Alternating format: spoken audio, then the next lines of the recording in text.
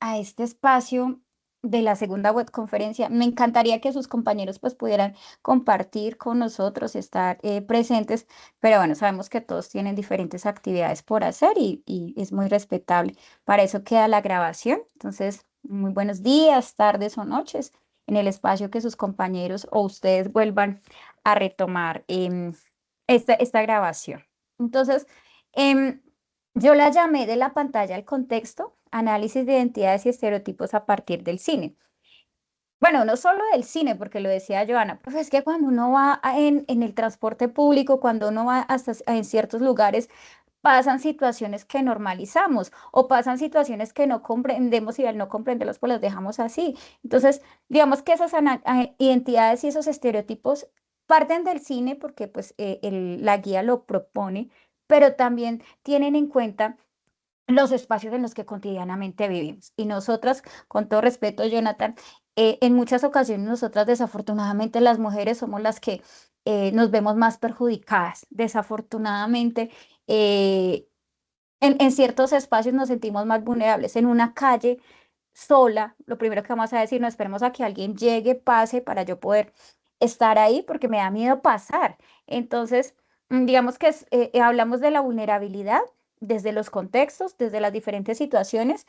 Obviamente todos los seres humanos nos vemos enfrentados a temores y a riesgos, pero en situaciones de acoso se ve más en las mujeres y pues obviamente los hombres por su tradición no, en muchas ocasiones no cuentan lo que sucede, que también se ven expuestos a sí, pero es más difícil encontrar información sobre. Entonces, inicialmente, estimados compañeros, el día de hoy, yo traigo esta ruleta y pues vamos a socializar. Son cuatro preguntas, cuatro para cuatro. Eh, Son cuatro preguntas sobre la cotidianidad. Piensen en lo que han leído del documento, pero también digan, bueno, dentro de lo que me ha pasado, dentro de mi experiencia, es esto lo que pienso a partir de la subjetividad. Y a partir de ahí, pues empezamos a trabajar. Entonces, si quieren levantar la manito o cuando gire la ruleta, ustedes pues toman la palabra. Entonces, voy aquí a darle el giro y empezamos.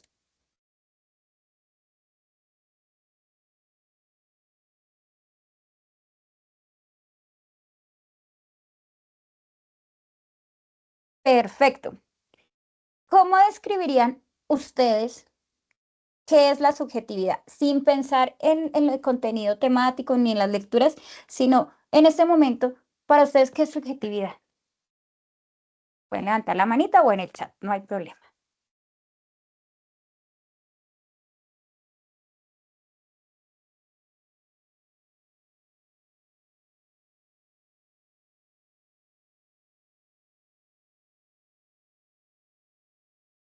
Ay, pero no todos. Joana, Sí, perfecto. listo.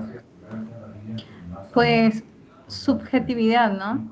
Ujú. Ni técnico ni es, pues lo comprendía como esa cualidad de ser influenciado por las opiniones, por los comentarios, por las emociones personales o las interpretaciones personales, ¿no? De cada Ok, uno. perfecto. Vamos desde la interpretación personal. Jennifer, Jonathan y Laura, para que nos ayuden ahorita. Entonces, la siguiente va para uno de ustedes. ¿Listo?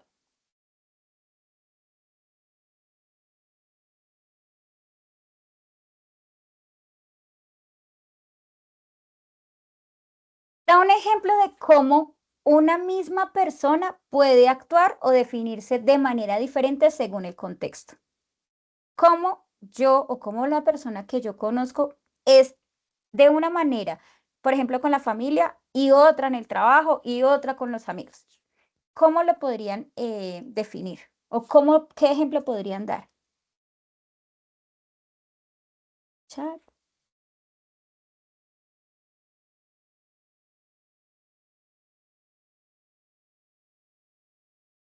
ok. Dice Laura, cómo tomar posiciones de algo en el contexto social o creció mi entorno. Ok. Sí, muy bien, Laura, se acomoda según la situación. Iván, ¿puedes prender tu micrófono?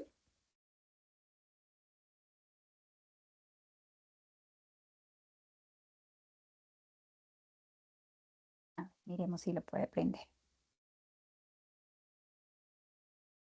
Esto sí pueden prender el micrófono, maravilloso porque somos 5, somos 6, entonces perfecto. Em, Recordemos en muchas ocasiones cuando nosotros mismos, mm, sí, dependemos del contexto. Entonces, no es lo mismo cuando estamos en el bar con los amigos de toda la vida a estar con los amigos del trabajo, completamente diferente.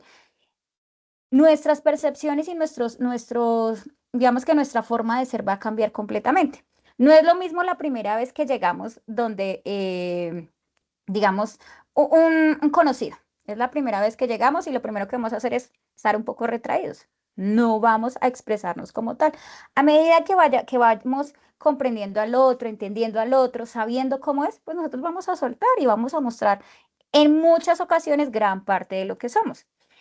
Aunque coloquialmente van a decir, a las personas se les conoce en la enfermedad, cuando hay peleas familiares o cuando hay una disputa en cuanto a pensamiento político. ¿Es verdad o no? Pues depende de cada uno de nosotros, pero pues tengámoslo ahí presente. Eso se acomoda según la situación. Voy a volver a poner la ruleta y hacemos la última pregunta para empezar con la parte temática, teórica. ¿Listo?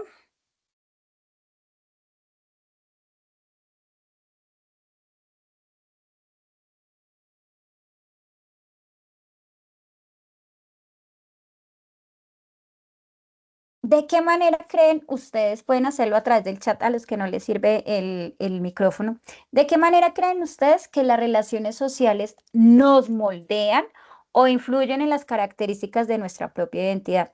Y piénsenselo en cada etapa de nuestra vida, cuando éramos jóvenes, cuando en esos espacios del colegio teníamos ciertos grupos de amigos que hacíamos.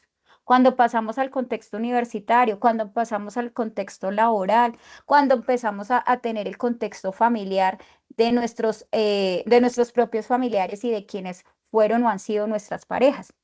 ¿Cómo esas relaciones sociales moldean esas características que nos definen a nosotros? ¿Qué podríamos decir? Chat, ¿cómo lo ven ustedes?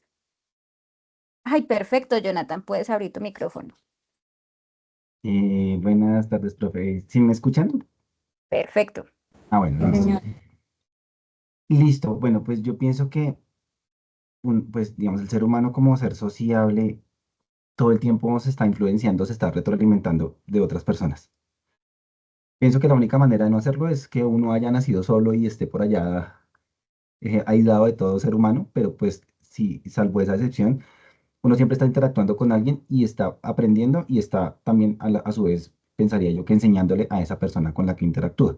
Entonces uno pequeño, bebé, pues obviamente es con la mamá, con las personas más cercanas, va aprendiendo de ellos hasta la forma de hablar. Sí, porque al final un niño termina hablando como habla la familia, como habla la gente con la que vive.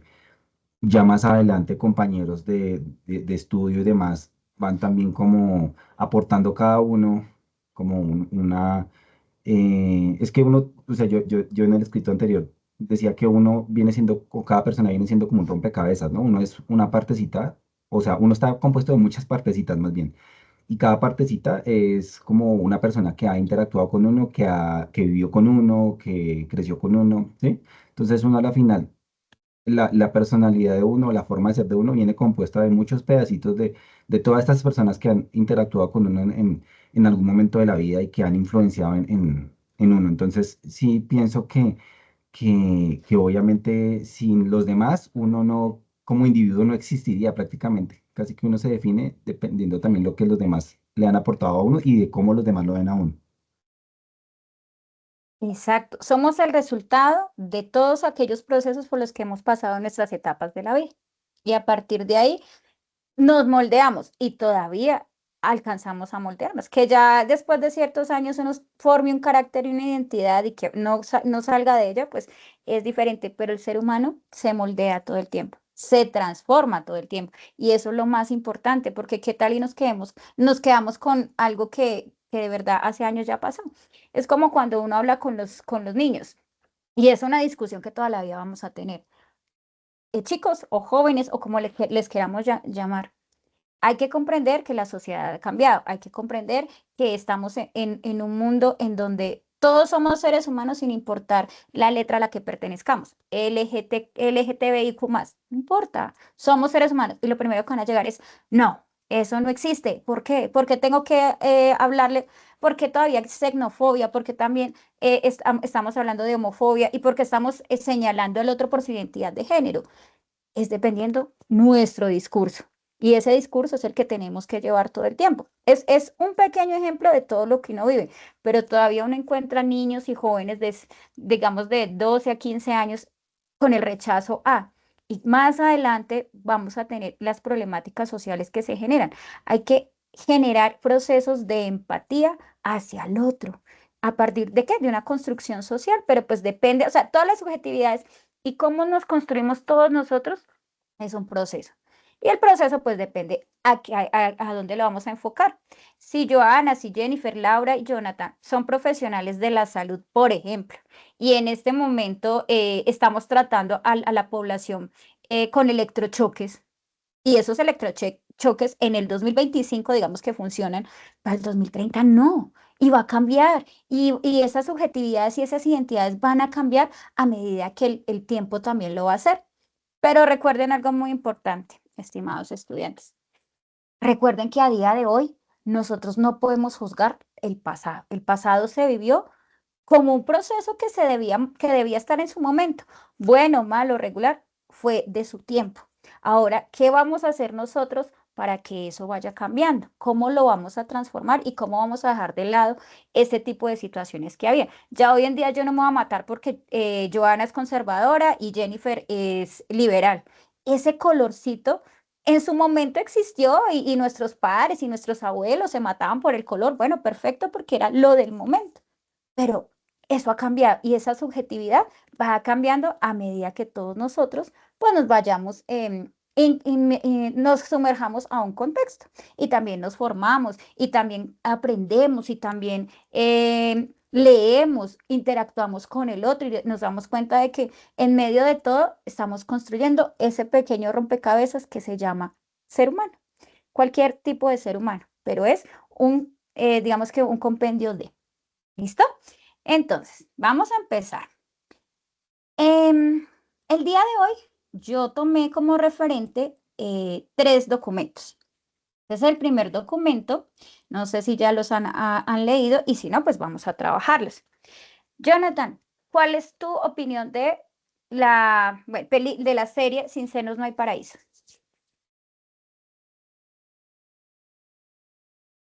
Bueno, yo como tal, la verdad, digamos que en su momento cuando salió, no la vi.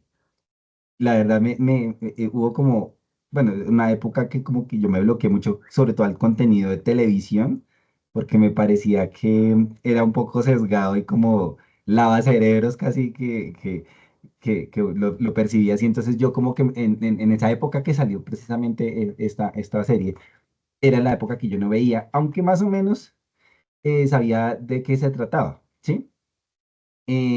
Siendo este caso, pues digamos que más o menos sabía de qué se trataba.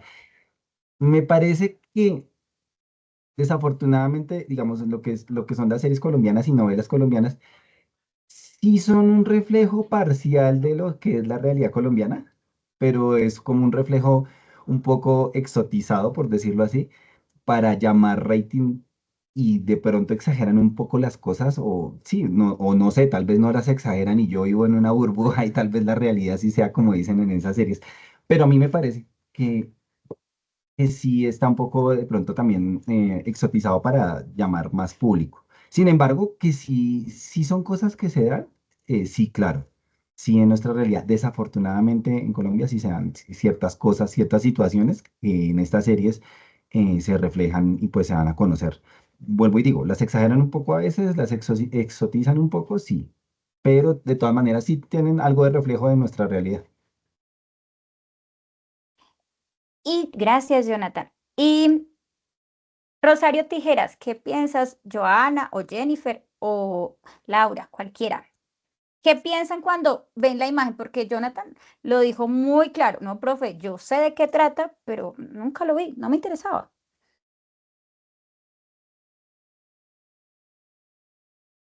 Solo la imagen, estamos hablando de qué piensan cuando ven la imagen.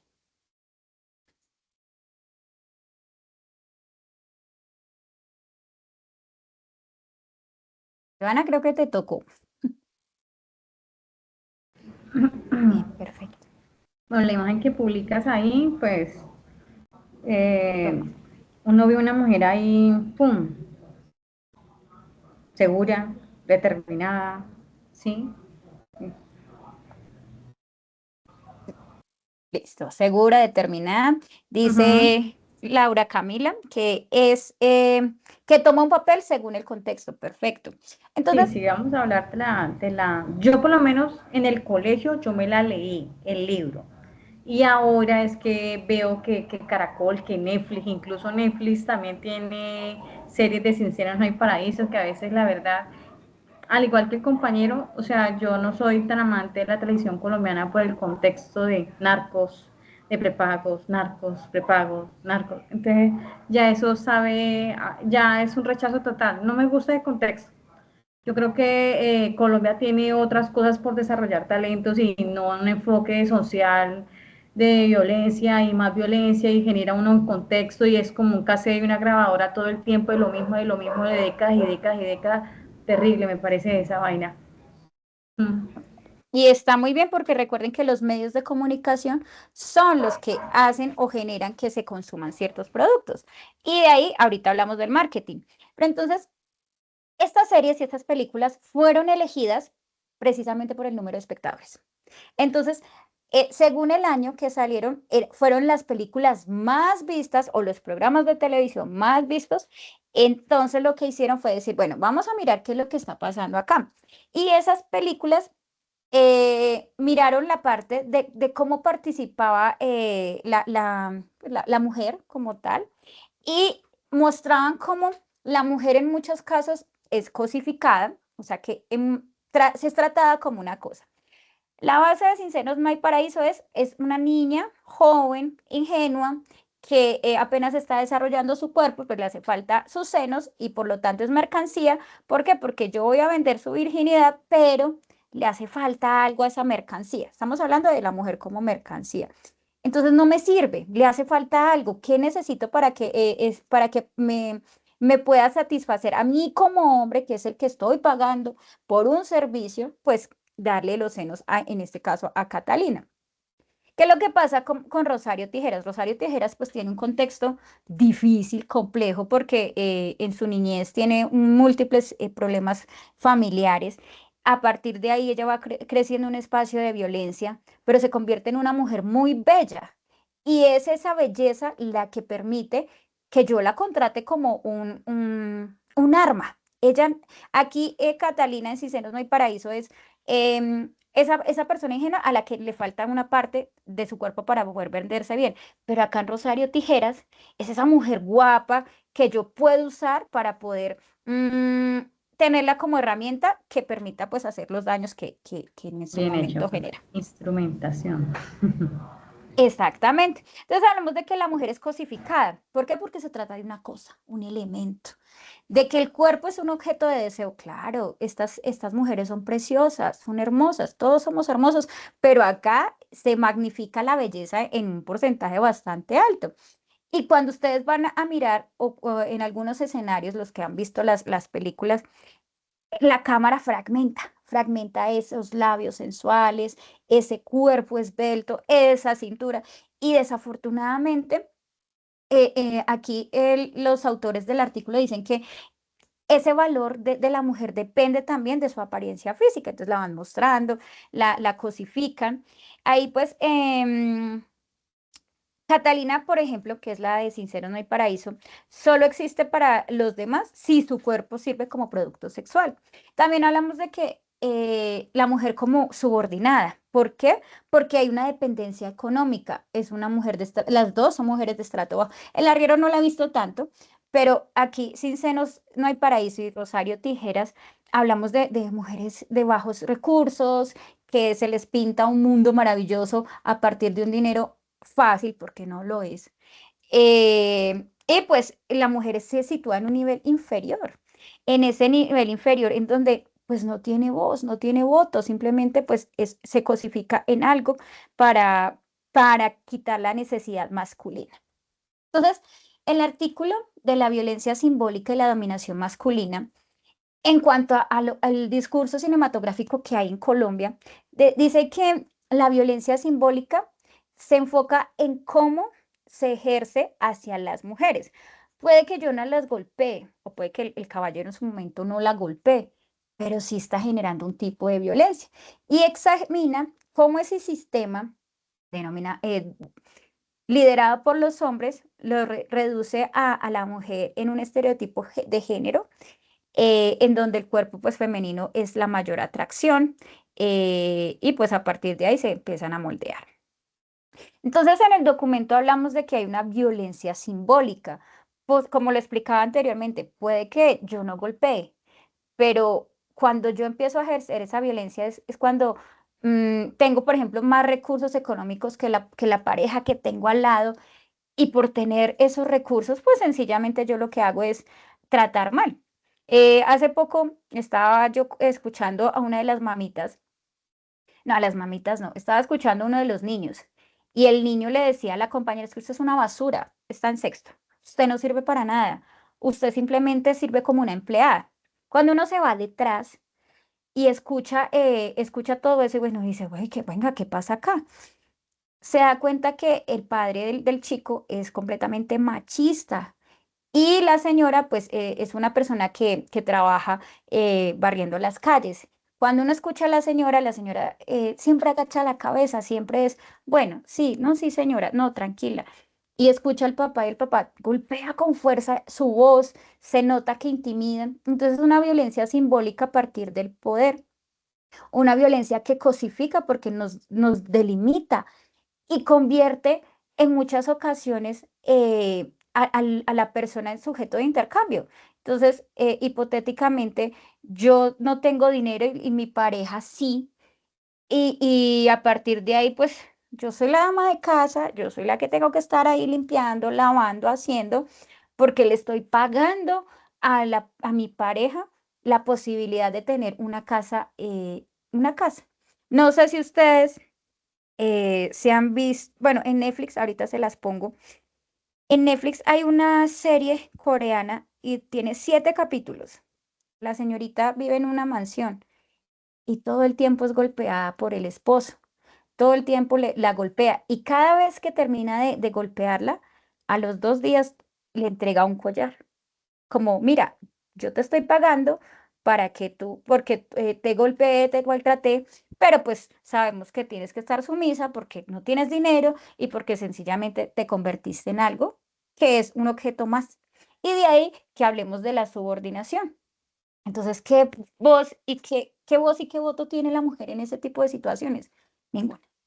Ninguna, porque uno, a veces lo permitimos, a veces las necesidades pues generan este tipo de situaciones, o nos acostumbramos a esto. Y al acostumbrarnos a esto, pues permitimos que eso pase y lo normalizamos. Lo decía Joana al inicio, pero es que nosotros nos subimos al autobús y el hombre empieza a maltratar a la mujer o a acosarla, y la gente ya no dice nada. Joana. Algo que decías ahí en ese pedacito, profe, ya iba a decir jefe. Eh, una de las realidades del tema del maltrato a la mujer, yo creo que en los tiempos de antes, de los tiempos de la mamá de uno, de por allá de los 80, 90, de esa mujer apegada que callaba, que silenciaba y que tenía que aguantarse todo por los hijos, que yo aguanté ese hombre todo por mis hijos, porque entonces me quedaba en la calle y a dónde iba yo a echarme, mejor dicho, a dónde me iba a meter yo con los niños. O sea, esas expresiones las escuché, me crecí escuchando de pronto esas expresiones en el contexto del barrio, ¿no? Familiar, y uno dice, uy, yo no soy esa mujer. Ya sé, ya está, el contexto de hoy es diferente. Yo la verdad no concibo eso. Yo rechazo totalmente ese tipo de cosas, y obviamente a pesar de que hay un desarrollo dentro de lo social, entre lo normativo, de que hoy en día se prevalece más el derecho a la protección de mujeres, a la integridad en todas sus formas, aún falta trabajar más en eso. Aún falta socialmente que el comportamiento cambie. Porque así cuando hablamos del acoso sexual para mujeres, también hay hombres que son acosados sexualmente. ¿Mm? Y eso es uno de los destapes que pasa en el Congreso de la República. Contratistas que son acosados laboralmente y sexualmente. Y uno dice, Jesús, o sea, esto ya no tiene ni respeto de nada, aquí todos por igual. No sé, Jonathan, qué opinión tienes tú antes de darte la palabra, pero miren, estamos hablando de 2025 y yo estoy hablando de una situación que pasó con un estudiante de grado sexto. El niño tiene por ahí 10 años, o sea que los padres tienen entre 35, 40 años, más o menos. ¿De verdad los tiempos han cambiado? ¿De verdad la mujer bueno, ha dejado de ser subordinada? Entonces, también el discurso que ustedes pongan en sus familias, en sus hijos, eso también permite que cambien los escenarios. Pero recuerden también que en cuanto a la violencia de los hombres, está lo que se destapó hace unos años, que fue la Comunidad del Anillo, que era dentro de las fuerzas militares, los favores sexuales entre los mismos, entre la misma comunidad militar para poder ascender. Y la violación que hubo, porque es que no eran solo favores, eran violaciones, que desafortunadamente en su momento no se denunciaron, pero que existían, existían, y quién sabe hace cuánto. Es como el bullying. Nosotros hablamos de que el bullying, ay, no, sí, el bullying es terrible, bueno, todas las cosas. El bullying siempre ha existido. Lo que pasa es que ahorita ya están los medios para poder denunciarlos, para poder mostrarle a la comunidad que eso sí pasa. ¿Cuántos de nosotros tuvimos que pasar por eso? Y pues como no había un referente y como nadie hablaba, pues nos tocaba quedarnos callados. Eso también es violencia simbólica. Ahora sí, Jonathan, ¿cuál es tu opinión acerca de la violencia simbólica respecto a los hombres? Lo que pasa, bueno, profe, lo que pasa es que una cosa que acabas de mencionar, y es que, digamos, yo siento que nosotros, año 2025 pensamos que la situación ha mejorado, que esas violencias son del pasado, que eso era por allá, pasaba en la época de los abuelos y que eso ya no vuelve a pasar. Pero resulta que no es tan así, o sea, realmente a veces solo uno viaja entre regiones o entre, digamos, entre la misma ciudad, entre un barrio y otro hay unas dinámicas totalmente diferentes. Está en un barrio donde resulta que sí, que hay mujeres que trabajan, mujeres que se independizaron un poco de los hombres, de las parejas o viven solas y demás, pero resulta que en el barrio vecino encontramos pues mujeres pues que no pudieron estudiar más allá del bachillerato, mujeres que quedaron pues digamos en embarazo muy jóvenes, mujeres que están con tipos que ejercen sobre ella violencia física o violencia económica. Y uno dice, venga, pues entonces esto ya no es tan del pasado, sino esto también ya va de acuerdo al territorio, al lugar donde uno se mueva, a veces en la misma ciudad, a veces entre ciudades. Son cosas que no han pasado. Primero eso. Segundo, digamos ya lo que tú me preguntabas de cuanto a los hombres, yo pienso que uno, digamos, uno de hombre, entre comillas, es privilegiado, y muy entre comillas, porque pues sí, no sufre tanta violencia como una mujer. Desafortunadamente a las mujeres les toca más difícil y eso sí se acepta porque la verdad les toca muy, muy, muy difícil. Sin embargo, digamos que uno de hombre, ¿dónde puede uno sufrir escenarios de violencia? En el trabajo. En el trabajo es demasiado, o sea, uno de hombre también sufre de violencia económica, no tanto por parte de la pareja, no es que, ay, mi pareja gana más, yo no gano y me está violentando porque no, sí, porque gana más que yo, no, no tanto ahí, pero sí en el ámbito laboral, sí, sí hay mucha violencia económica, como, ay, usted tiene que hacer esto si no lo he hecho, detrás de usted hay 30 más por este puesto, entonces usted tiene que hacer las cosas como las diga yo. Y cosas que de pronto a veces no están pactadas en los contratos y cosas así. Entonces yo pienso que de pronto si uno de hombre de pronto también, porque sé que también las mujeres lo viven, pero digamos específicamente un hombre que puede vivir de violencia en este momento, de pronto la económica por parte de los jefes inmediatos o de pronto de compañeros del trabajo.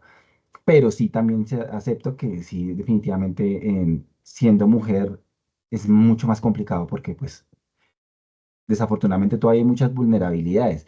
Hay una de las lecturas que hablaba sobre el cine, pero en Argentina, ¿no? Entonces, como en el cine, digamos, en la época de los 30 40 entonces se hacía la propaganda, era de que la mujer que trataba de ser independiente o que se rebelaba un poco contra el sistema machista era solo una etapa y que a final de cuentas que igual eso se le iba a pasar, que con el matrimonio se le pasaba. Entonces, o que el fin último de la mujer era el matrimonio. O como en las novelas, incluso en las novelas, yo no sé, la última novela que yo vi por allá fue en los comienzos de los 2000, pero en las novelas, ¿cuál era el final de la novela? Ay, se casan ahí en la iglesia y es el fin. Entonces, como que el final feliz era ese. Entonces, como que también en el cine en su época, en los años 30 40 era como lo que le pintaban también a las mujeres, como cásese y ya, usted de que se case ya es feliz. O si usted estudió, pero si se casó, ya no importa que haya estudiado, igual desde que su esposo trabaje, eso ya no importa. Entonces, como que esa era la propaganda, pero pues ahorita tampoco es que seamos tan diferentes a esa época. Se rechaza un poco, sobre todo en las grandes ciudades, pero si uno va a lugares un poco más apartados de las grandes ciudades, resulta que las dinámicas siguen siendo las mismas de hace 80 años. Y pues me parece terrible, la verdad. Eso sería lo que opino al respecto, profe. Muchas gracias, Jonathan. Sí, como ustedes muy bien lo mencionan, el contexto hace la parte construye al sujeto y en medio de esa construcción de sujeto generamos subjetividades. Recuerden que en todas las clases sociales se ve esa violencia simbólica, no importa, esa violencia no tiene estrato social, socioeconómico. Muchas mujeres también digamos que de las clases altas, pues también se ven subordinadas a lo que en muchas ocasiones hacen sus esposos, sus familias. Y pues eso se ve constantemente. Y lo que dice Jonathan, totalmente de acuerdo. Ahorita que miremos la parte de otras películas del cine, uno dice, ven, ¿es verdad? ¿Esto pasa? Sí, sí pasa. Entonces, em, bueno, eso es una la primera lectura. La segunda lectura es lectura cinematográfica desde Roland Barthes. Creo que es desde acá, que era lo que estaba planteando Jonathan. Entonces, en esa segunda lectura, hablamos de que, hablamos de cuatro partes. Entonces hablamos de una lectura estructural del relato, de lo que se cuentan las historias, del cine como un lenguaje analógico, y lo decía Jonathan muy bien. ¿Cómo terminan todas las novelas? Y se casaron y fueron felices. Y la mayoría de veces se casaron en la iglesia católica. No estamos acá hablando de religiones, pero pongámonos a pensar. Hoy en día ya muchas de los programas ya, bueno, un ritual y algo al lado de la playa y con otro tipo de sacerdotes y en este caso, no sé, creería que son jueces o notarios, mujeres, y ya ese final ya empieza a cambiar, no con ese matrimonio tradicional católico de una pareja, sino también con la posibilidad de otro tipo de escenarios. Entonces, mirar cómo el cine también estructura a las familias. Entonces, la familia feliz son papá, mamá y sus dos hijos. Bueno, y el resto, cómo se une hoy en día los tipos de familia para poder hablarlo en el cine. Entonces, bueno, hay muchas situaciones que el cine todavía controla. Y no estamos hablando de solo el cine, sino los medios de comunicación. Entonces, esta lectura habla de que se segmentan las escenas en unidades de narración. ¿Para qué?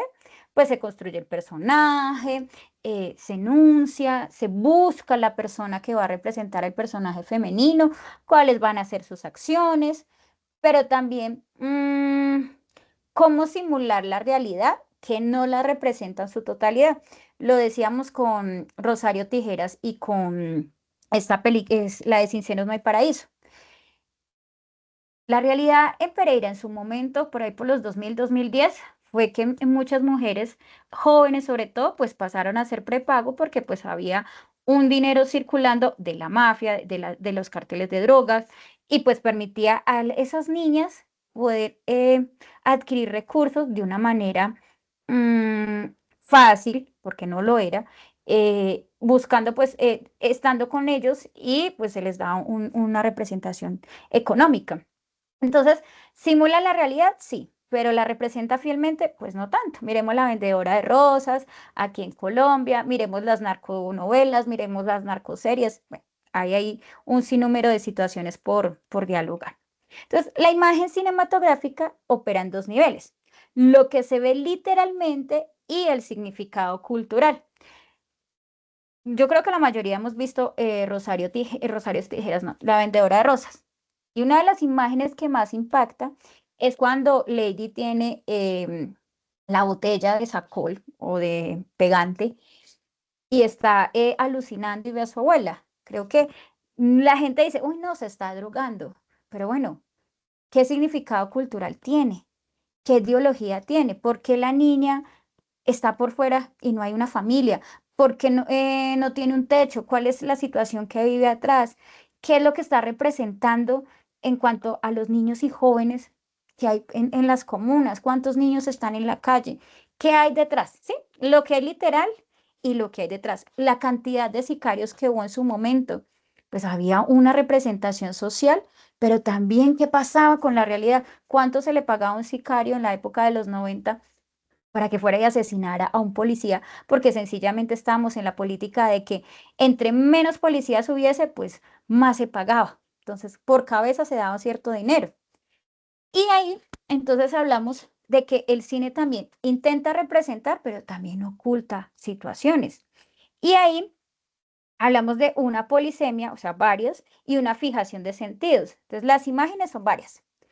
El cine lo que hace es, pese a que hay muchas imágenes, va a marcar estereotipos, va a marcar estereotipos. Uno va y, no sé, lo decía yo la vez pasada, ¿quién se vio la presentación del Victoria's Secret? Y salen esas mujeres hermosas, pero también con toda la pelea que se ha dado con el cuerpo, con la salud mental, la salud física, pues empiezan a ingresar al Victoria's Secret, por ejemplo, mujeres de diferentes tallas, pero también está mandando una información. Está diciendo, bueno, todas vamos a consumir, todas somos mujeres, todas podemos tener la ropa de esta marca. Entonces, reconocer que el estereotipo todavía está construido a partir de. Y pues en muchas ocasiones el personaje femenino se construye desde la sexualización, lo que les estaba explicando, una mujer guapa, casi perfecta, con sus curvas, con su rostro, con su cabello, con su cintura, con su ropa, pero también maternal, esa señora ya mayor, pero esa señora que también le inspira a uno como cariño, como confianza, y esas mujeres que definitivamente las muestran como peligrosas. Podemos decir entonces que el cine no representa una realidad, sino que imita algo que parece ser real, que hay que analizar qué hay detrás, claro que sí. No sé quién se vio Pobres Criaturas.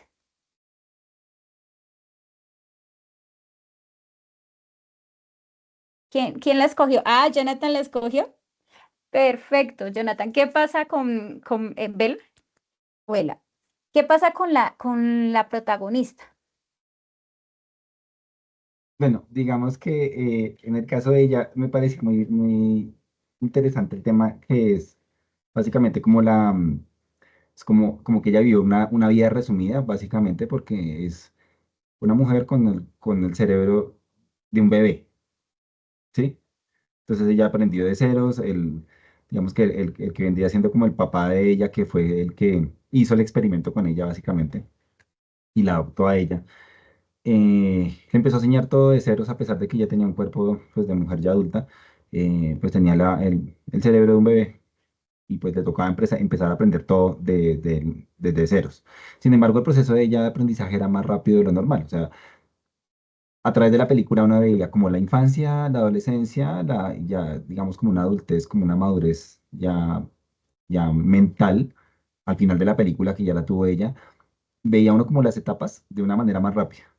Entonces, comienzo cuando no podía ni caminar bien, cuando estaba hasta ahora aprendiendo a hablar, cuando hasta ahora estaba aprendiendo a comunicarse con los demás, no tenía como muchas aptitudes todavía de comunicación y demás, pero progresivamente fue aprendiendo, fue aprendiendo. Ya cuando ella sale de la casa donde la tenían, donde la habían tenido pues desde que le hicieron el implante de cerebro, ya empezó como su etapa como entre adolescente a adulta joven, que ya es cuando se conoce el mundo, cuando se empieza a experimentar, cuando se empieza a aprender a través de la experimentación, cuando ya uno también se da cuenta lo, lo terrible que llega a ser el mundo fuera de la casa de uno, ¿no? Cuando uno es pequeño, tiene como el mundo idealizado, como que es un lugar bonito, como que todo es chévere, como que los papás lo protegen a uno, ¿sí? Todo es perfecto. Pero cuando ya se es más grande, pues entonces empieza a, a- a ver, pues, digamos, cómo son las cosas fuera de esa casa, los peligros, las cosas, pues, por decirlo así, malucas de la sociedad, como las desigualdades sociales y cosas así. Entonces ella fue como experimentando todo eso y van mostrando a través de la película precisamente cómo ella se va como adaptando, por decirlo así, a cada momento de su vida, a cada etapa de su vida y cómo se va adaptando también pues a esa realidad que empieza a conocer de a pocos. Ese es un ejemplo de cómo se supone que hay unos estereotipos. La niña, bueno, la persona, porque el padre o su creador lo que hacía fue darle un rol, darle un cerebro y empezarle a decir, bueno, no, pero es que usted tiene que estar en la casa, ¿no? Pero es que tiene que hacer estas cosas, tiene que comer de esta manera. Usted no se puede ir del hogar porque no es la forma. Hasta que finalmente ella salió y se fue y empezó a experimentar su vida. Y es también mostrar cómo esos estereotipos se rompen. En este caso, en esta película, los estereotipos se rompen y se marcan diferentes niveles porque a medida que Ela o Bella va aprendiendo, con ese aprendizaje a través de sus etapas, pues va generando su propia subjetividad y va realizando lo que quiere en su momento. Entonces, ahí en ese documento hablamos de que el cuerpo femenino se muestra como un lugar de dominación. Entonces, ahí hay tres aspectos del documento, que es el cuerpo es territorio político, hay una narrativa cinematográfica en Colombia y hay una división sexual del cuerpo y del espacio. Entonces, en muchas ocasiones hablamos de que la sociedad patriarcal ha inscrito en el cuerpo femenino normas, oposiciones y restricciones. No sé si las demás hayan visto la película, pero cuando ella se da cuenta, cuando ella se da cuenta de que no tiene dinero y necesita adquirirlo porque tiene unas necesidades y porque tiene que suplirlas, pues ella empieza a vender su cuerpo en un burdel y no le importa. Pero hay unas normas que se han dado para el cuerpo femenino y a ella no le interesa. Ella simplemente dice, yo necesito plata y lo que voy a hacer es trabajar con mi cuerpo porque me gusta hacerlo. No es algo que haya sido impuesto, sino que fue una decisión. Entonces, ese cuerpo femenino rompe esa estructura, esas reglas y esas oposiciones porque fue una decisión propia basada en una necesidad, pero también en un gusto. En Colombia, por ejemplo, dentro de lo que se muestra en el cine, la mujer siempre ha tenido un control del Estado, de la parte religiosa y de la parte cultural. Y eso se ve, por ejemplo, en la forma de vestir de las mujeres en ciertas películas. Se ve también lo que lo decía muy bien Jonathan. El final feliz de casi todos los programas colombianos es vaya a la iglesia católica, cásese. Y de la parte cultural, pues cómo la mujer según las zonas tiene ciertos papeles por asumir. Entonces, hablamos de que en el cine las protagonistas están muchas veces en condición de pobreza y vulnerabilidad. Miren las novelas. La mayoría es el hombre guapo, mide 3 metros, rubio, de ojos claros, y la mujer, la pobre, la que no tiene recursos, la que es vulnerable, la que tiene limitaciones, entonces se enamoran y sale de la pobreza. Desafortunadamente, es la cosificación que ha generado el propio cine para decirle, oiga, usted siempre va a ser la sumisa. Usted como mujer va a estar atada y dependiendo de un hombre porque es quien le va a proporcionar los medios para que salga de esa situación. Y es algo que aún reproducimos. Entonces, hablamos de que en la parte del cine, eh, el cuerpo es una herramienta de supervivencia. Entonces, entre más guapo, más bonita que sea la persona, pues va a tener mejores posibilidades. y no hay un empoderamiento, hay una subordinación en muchas ocasiones. Em, y también pues hablamos de que hay una división sexual del cuerpo y del espacio. Lo masculino, cuando hablamos de lo masculino, estamos hablando de lo recto, lo firme, el que está en el sector público, de que tiene unas condiciones sociales, políticas y económicas para poder hacer y generar su rol. Pero en lo femenino hablamos de la parte corporal, de sus curvas, de su cabello, de sus labios, de eso privado que no podemos mostrar. Y vuelvo, insisto, lo que decía Joana, entonces me va a subir a un medio de transporte público y me quiero poner una blusa que muestre mis atributos. No, yo no me puedo hacer eso. No lo puedo hacer porque en muchas ocasiones me van a señalar, me van a hacer sentir mal, van a mirar mi cuerpo. Entonces, esa parte privada la dejan para nosotras las mujeres. Entonces, tapémonos, no mostremos. Y no estoy diciendo que nos vamos de exhibicionistas, pero si nos fuimos en una falda en un Transmilenio, créanme que no nos va a ir muy bien a nosotras como mujeres. Desafortunadamente, la comunidad no está preparada para eso. Entonces, hay un problema también y es que se señala mucho a la mujer cómo se mueve, cómo se comporta, cómo habla, qué trabajo realiza y también cosifica a la mujer. Esa mujer guapa, linda, bonita que uno ve normalmente, pues no es la que va a estar barriendo, trapeando y haciendo los oficios, ¿no? Va a tener otro tipo de roles y otro tipo de situaciones. Entonces, la parte femenina tiene una dominación dependiendo el contexto, dependiendo el rol que tenga la mujer en su momento y cómo la vamos a rotular. ¿Alguna pregunta hasta acá? No sé si voy muy rápido.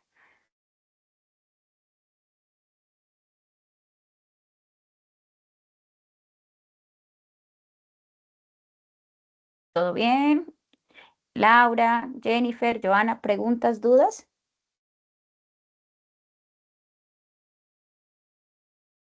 Están poniendo manitos. No, profe. Perfecto.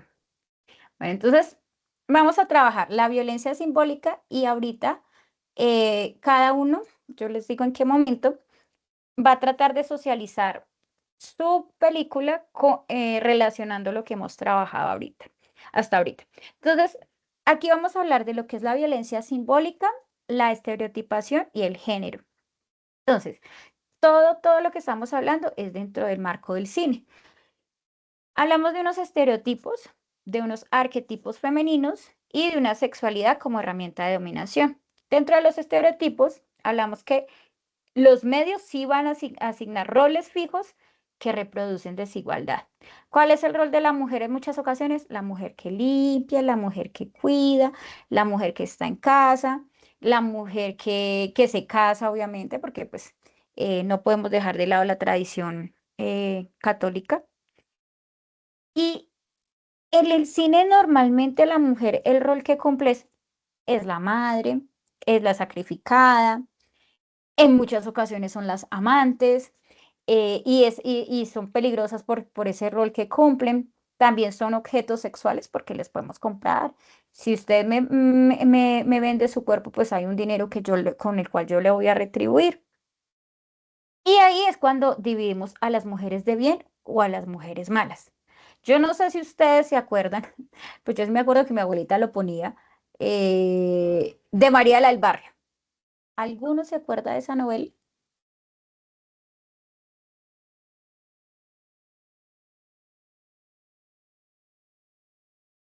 Pero yo me acuerdo, pero eso, capsulitas de la niña y eso, pero de ahí para allá, profe. Era una niña pobre, el contexto, andaba toda sucia. Y de un momento a otro llegó un contexto social de alta, mejor dicho, y el choque, no, pero hasta ahí nomás. Eso es lo que necesitamos, ese pedacito. Yo me acuerdo que María la del Barrio estaba detrás de ella como si fuera un basurero y ella lavando la ropa o cantando. Yo me acuerdo siempre de eso. Y lo que dice Joana, la mujer sacrificada, esa mujer que cumple una función y esa función era estar allá en el barrio viviendo su vida humilde porque esa fue en la situación en la que nació pero lo dice Joana. Entonces llega otra persona y le cambia la vida y pasa a otra situación. O sea, lo que quiero que comprendan es que el cine en muchas ocasiones generaliza y nos da un estereotipo de mujer para la sociedad. Esa mujer bien o esa mujer mala, esa mujer que todo el tiempo va a ser señalada como la que ha hecho cosas indebidas. Yo no, es que qué película ahorita. Bueno, no me acuerdo, pero apenas lo tenga, me vuelvo. Entonces, cosifican a la mujer y la delimitan en un arquetipo. Arquetipo es delimitar a la mujer, en que la mujer debe ser virgen, en que debe ser pura, en que debe ser una buena esposa, en que debe ser bueno, también hay mujeres dentro de esa denominación fatales, pero esa buena esposa es aquella mujer sumisa que todo el tiempo va a estar pendiente. Entonces lo primero que van a hacer es las chanclas al esposo cuando llegan y entonces vamos a tenerle la cocina limpia y el almuerzo hecho y los niños listos, pero nunca van a saber qué hay detrás de todo ese esfuerzo. Y lo primero que van a decir no es que usted no hace nada. Ah, bueno, creería yo que un muy buen ejemplo es Sync. ¿Alguno se ha visto la película de Sync?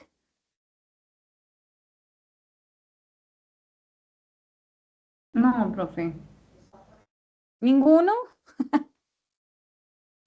Bueno, ya miramos, Sí, esperemos. profe. Ay, perfecto, Jennifer. Cuéntanos, por favor, qué pasa con la cerdita de Sync. Exactamente lo que tú decías. Ella es la ama de casa que tiene que tener y mantener todo al día a sus hijos. Incluso los hijos ni se dan de cuenta que ella no está un día, bueno, ella por ir a cantar, am, hace como un método en su casa para poder alimentar a todos los cerditos, no sé cuántos eran, pero eran hartos, y ellos ni se dan de cuenta de que la mamá no está. El esposo tampoco se da de cuenta. Hasta que llegan en la noche y como si nada, ella sale, hace sus vueltas y no se dieron de cuenta nunca qué pasó.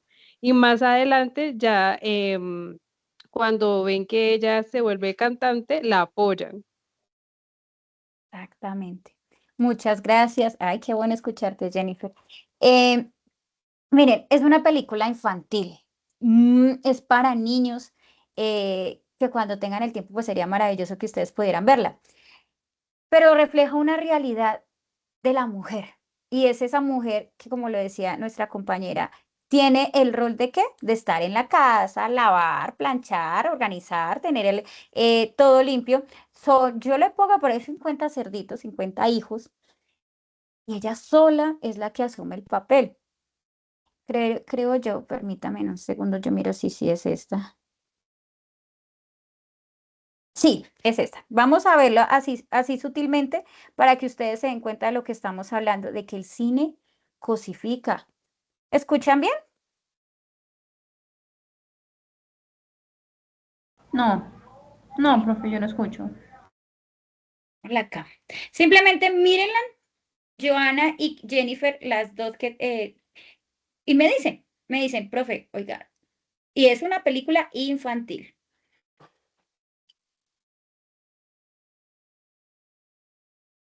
I feel too late, there's nothing in my brain. That's what people say. That's what people say. I go wondering what it takes, but I can make this stay. And it's that's what people say. That's what people say. But I keep cruising, can't stop, won't stop moving. So I got this music in my mind saying it's gonna be alright.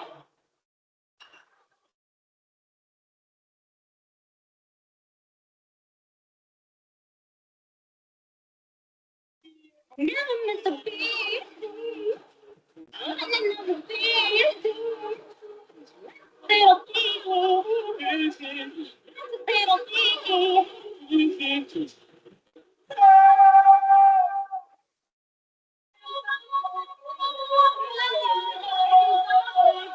Bueno, ese era un pedacito de la película que mostraba al inicio.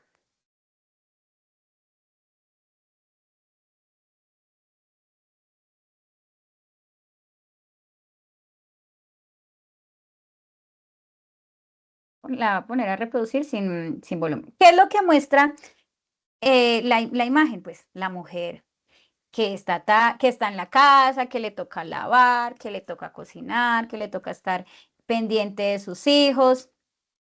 Dice que esas, bueno, no tiene nada en el cerebro, es algo que menciona en muchas ocasiones, pero a lo que yo quiero llegar es que miren, desde el cine, y es una película para niños, muestran el rol de la mujer. ¿Y cuál es el rol de la mujer? Pues estar en la casa, cuidando, protegiendo, y ya cuando ella empieza a cambiar, a cambiar la forma de vivir, pues el caballero se da cuenta que está completamente solo y que le toca responder por sus hijos y que todo lo hacía ella y nunca lo dignificó.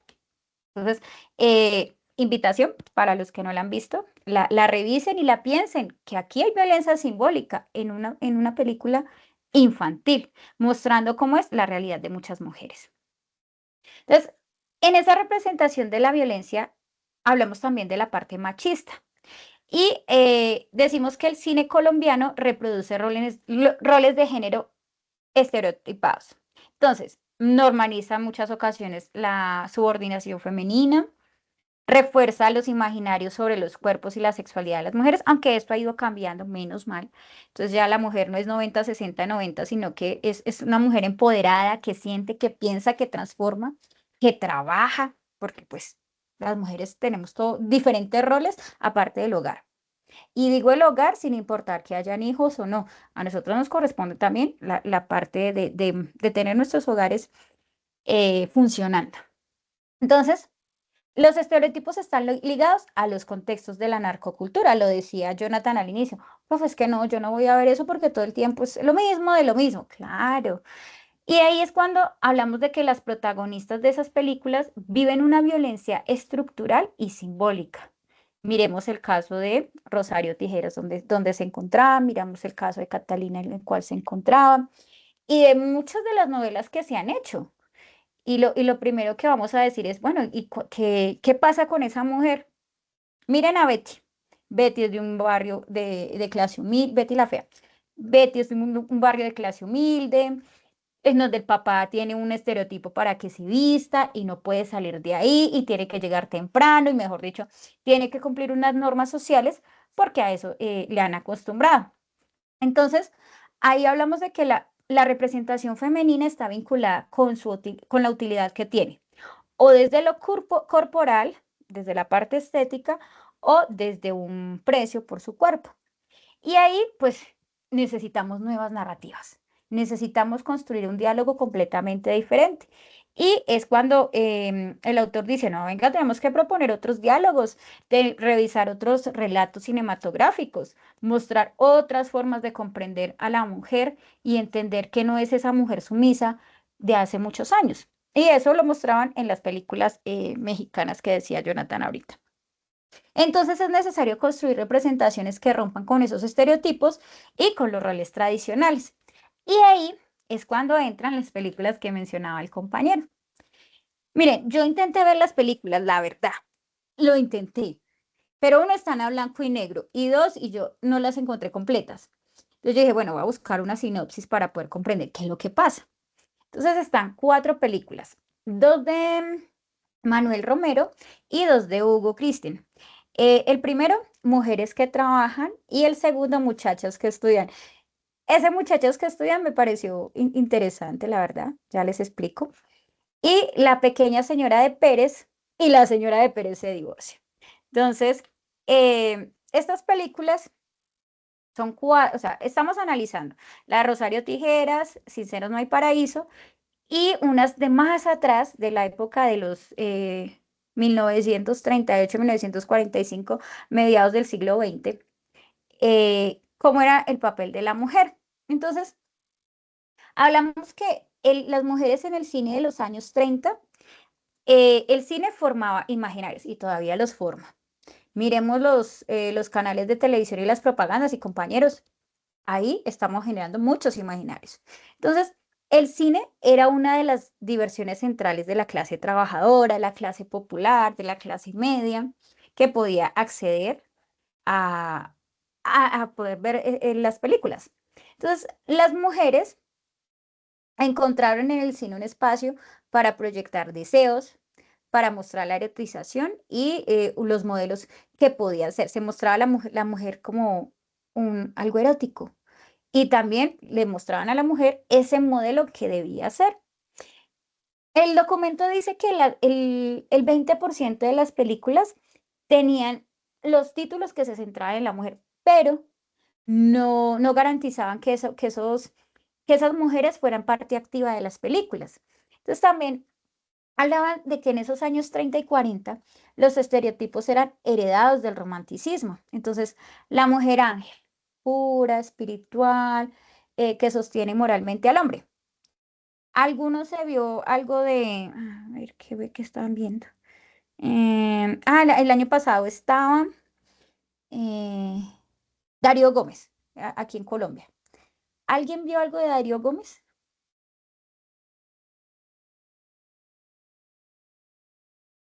No, señora. Listo. En una de las escenas mostraban a la hermana de Darío Gómez como la esposa sumisa, la esposa que iba a la iglesia, la esposa que rezaba, la esposa que estaba pendiente cuando llegaba su esposo, lo atendía. Pero bueno, eso es un ejemplo, no sé qué otras porque no veo muchas. Entonces, hablamos de una mujer ángel, la perfecta en teoría, porque pues perfectos no somos y los seres humanos estamos cambiando, nos estamos renovando. También hablaba de la mujer vampiro hacia los años 30 y 40, que era esa seductora y peligrosa y voluptuosa y una mujer despampanante y pues que llegaba a hacer sus estragos. Y decimos que esos estereotipos se reconfiguran en el cine argentino, como lo decía Jonathan, para mantener a las mujeres dentro de un ámbito familiar. Entonces, vamos a señalarnos acá. Em, la mujer vampiro, no, tú no tienes que ser una mujer vampiro porque eres seductora y eres peligrosa y no vas a poder tener una familia. Pero si vas a ser una mujer ángel, vas a poder configurar tu propia familia y vas a tener un hogar apropiado en los cánones sociales que va a tener pues unas bases y unas normas para poder tener los hijos y pues más adelante que no se rompa el hogar. Entonces hablamos que cuando ya pasamos de los años 30 y 40 cambia un poquito y hablamos de las pitucas o mujeres trabajadoras. Perdón, de clase alta. Las pitucas son mujeres de clase alta en Argentina y las trabajadoras. Entonces, hay una película que es el análisis de las mujeres que trabajan hacia 1938. Bueno, perdón. Entonces, el documento en general habla de estas cuatro películas. La generalidad de los del documento como tal es cómo se representan a las mujeres entre los años 30 y 40. Y aquí llega el resumen de cada una. Entonces, la primera película, Las pitucas y las trabajadoras. Entonces, habla de qué? De un contraste de clases sociales. La película muestra la vida tranquila, ociosa de esos jóvenes ricos o pitucos, en contraste con la población joven, la que tiene que trabajar, la que necesita pues, de tener dinero para poder sobrevivir. Y hay una crítica en esta película sobre lo que hace la clase alta. Entonces, una joven de esas pitucas, pues cae en la pobreza y pues le toca convivir con la clase trabajadora y a partir de ahí pues aprende los valores del trabajo y se reeduca moralmente. Estamos hablando de reeducación moral, formación en valores, ¿listo? Entonces, ¿cómo dentro de la parte de las películas se generan espacios para poder, digamos que, enseñar valores? Entonces, la chica de la clase alta que tiene dinero y que pues le toca pasar ciertas dificultades y a partir de esas dificultades pues mejora, es una forma de educar en comunidad y en sociedad. La segunda película se llama Estudiantes rebeldes e ingenuas. Ese es el análisis de las muchachas que estudian. Entonces, decimos que históricamente las mujeres pues tenían pocas oportunidades de estudio. Hoy en día también. Hoy en día uno de los objetivos de desarrollo sostenible es educación de calidad, que las niñas y niños puedan acceder al menos a la educación de preescolar hasta grado 11, mínimo. a nivel mundial. Y pues estamos en el 2025 y esa agenda se debe cumplir hacia el 2030. Entonces hablemos de que históricamente las mujeres tienen pocas oportunidades para sus estudios superiores y aunque una estudiante dentro de la película dice que el matrimonio esclaviza, la historia finalmente lo que genera es que la chica que está señalando que ese matrimonio no debe ser, pues se casa con su profesor. Y pues construyen un espacio, construyen eh, una familia nuclear, papá, mamá y los hijos. Y la película pues presenta los sueños académicos como una anomalía pasajera, lo decía Jonathan. Pues sí, vaya estudie, Joana, bien pueda, Jennifer, vaya estudie, Camila, vaya estudie. Pero cuando terminen de estudiar, se vienen y se casan y hasta ahí llegó. Eso es lo que quiere decir este tipo de películas. Como no hay problema en que usted vaya y se forme, listo, pero usted tiene que regresar a su rol principal, que es ser cuidadora y debe ser la madre que guía el hogar. Normalmente, pues las mujeres tienen ese rol. La siguiente película es La pequeña señora Pérez. Hace un contraste de clases sociales y pues la protagonista encarna una joven de 17 años que piensa en el amor, se enamora de su profesor, no se escandaliza, o sea, la chica es joven, tiene 17 años, pero no se escandaliza la situación porque sencillamente se casa. Y el matrimonio legitima todo. ¿Qué sucede? En la actualidad, pues estamos hablando de la vulneración de derechos, de no al matrimonio infantil y joven, pero pues en este momento la película dice, ah, no, pues si se casó ya, con eso es suficiente para que construyan una familia. Entonces decimos que la película muestra el ocio femenino de la clase media, dormir, ir de compras, ir a la peluquería, pero también mm, la posibilidad bueno, la necesidad que tiene la chica de poder estudiar. Se casó, tiene su hogar, pero también necesita continuar con su educación, con su formación. Y finalmente, la señora Pérez se divorcia. Entonces hablamos de que en plena época argentina se discute el divorcio y ese divorcio pues se toma como un señalamiento moral. Si tú te divorcias, entonces eres mala madre. Y si eres mala madre, entonces no vas a poder tener a tus hijos y no vas a poder formarlos para la comunidad y para la sociedad. Y recuerden que en algún momento, bueno, en algunas comunidades, la mujer que, em, la mujer que enviuda o la mujer que engaña a su esposo, pues se le señala y se le rotula con la ropa. Jonathan. Es que esto me trae a la cabeza, me trae a la mente una conversación que yo tuve hace muchos años con mi abuela, cuando pues ella todavía estaba viva.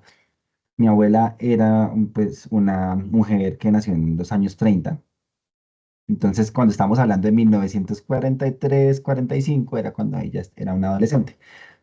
Y ella sí nos mencionaba, cuando nos hablaba como de su juventud, sí nos mencionaba este tema de cómo la sociedad, digamos, miraba muy mal a una mujer que a los 18 19 no se hubiera casado, que era algo muy mal visto, que prácticamente hablaban, entre comillas, de solteronas de 21 años, porque a los 21 no se han casado, entonces eran unas solteronas, y las veían como sí, como a veces entre las mismas mujeres, como que veían a la que no se ha casado joven, que no se ha casado aún, como en un escalón más abajo, por decirlo así.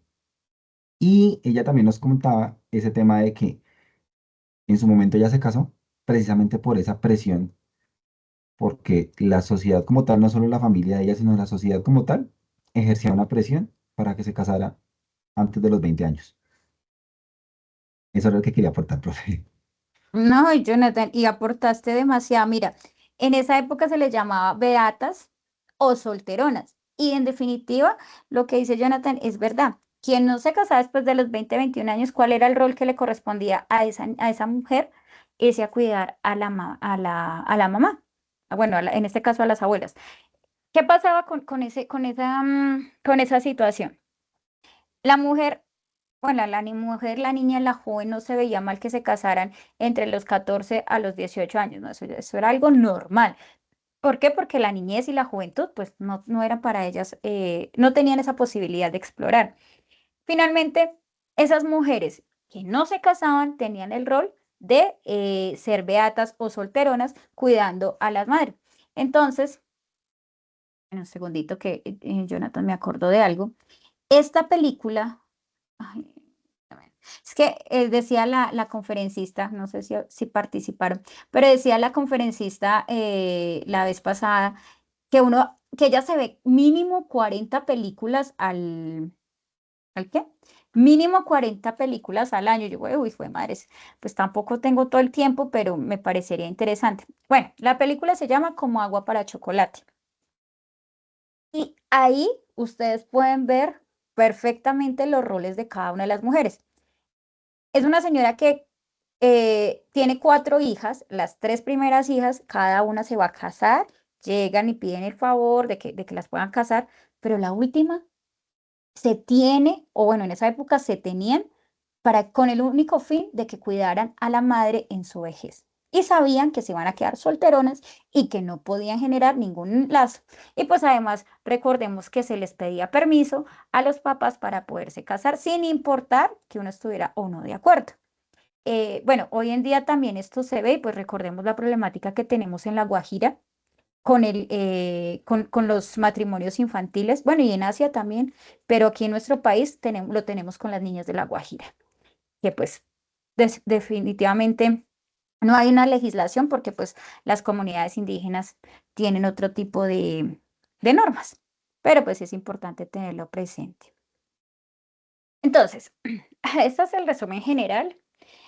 Obviamente ustedes lo pueden, yo les entrego las diapositivas.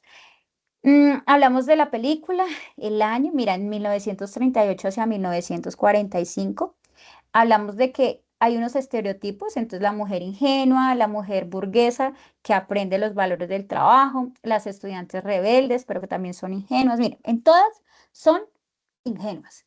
Y en algunos casos, pues la mujer vampiro, que es pues esa mujer mala que se divorcia porque pues ya no quiere a su esposo, ya tiene otro tipo de vida, ya tiene otro tipo de percepción, tiene un problema matrimonial y sencillamente no quiere más, ya quiere cambiar, pero pues hacia el 45 como complicado no poderse divorciar. Y hay unos espacios de rebeldía en cuanto a la mujer, entonces hablamos de la solidaridad femenina, de esos discursos igualitarios, de ese deseo de poder estudiar, pues en esa época complicado, y pues nuestras madres, bueno, yo creo que nuestras madres estudiaron un poquito más, pero nuestras abuelas estudiarían, sí mucho, la primaria, y eso porque tenían que ir en las fincas a trabajar. Entonces hablamos de unos celos, y la restauración que pretenden en cada una de las películas es que el matrimonio sea el cierre de cualquier desviación que tenga la mujer, que el matrimonio sea un destino final, que haya una reconciliación matrimonial en ese amor romántico y que siga, que pese a que me quiero divorciar y pese a que no quiero estar más con esa pareja, haya una continuidad dentro del matrimonio, porque el rol social es que no me puedo separar porque lo que Dios ha unido no lo separa el hombre, es la tradición y digamos que la frase general. Entonces, en esas películas, el discurso final es generar un estereotipo hacia esa mujer ingenua, perdón, a esa estudiante rebelde feminista, a esa esposa vampiro o ángel, y pues finalmente la restauración, el matrimonio, en todas las películas. Bueno, hasta aquí, ¿alguna pregunta, duda o inquietud? No, señora. Perfecto. Entonces vamos a ver un pedacito de este corto chiquito y vamos a discutir la parte de las películas que ustedes tuvieron y ahí ya vamos cerrando. Entonces, Emma, se llama Emma, no Isabel, no Ela. Listo, entonces voy a poner a reproducir un poco para mirar la parte de los estereotipos.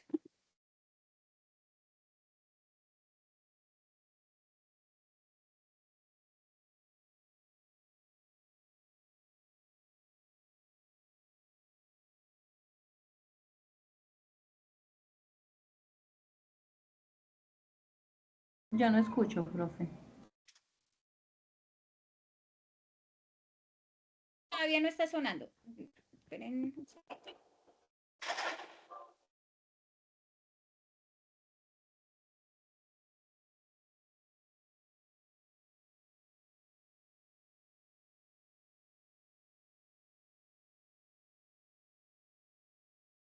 ¿Ahora sí escuchan?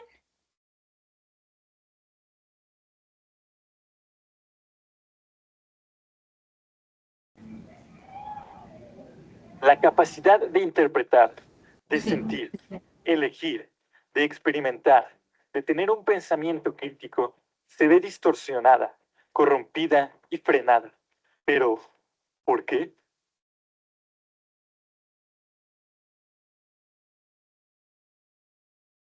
Se lo atribuyen a la cultura de masas. Pero, ¿qué es esto?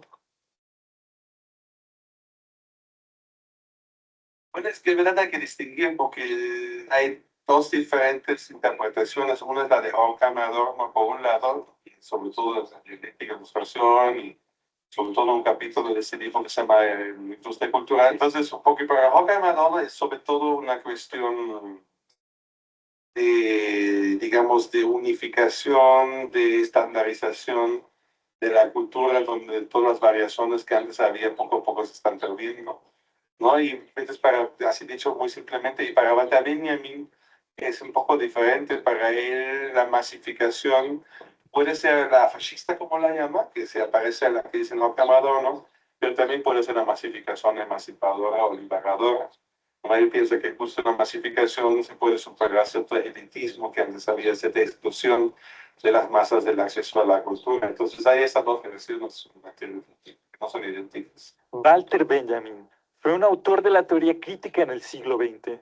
Para él, aunque por el sistema en el que vivimos considera que la cultura de masas es destructiva, también ve esperanza en ella.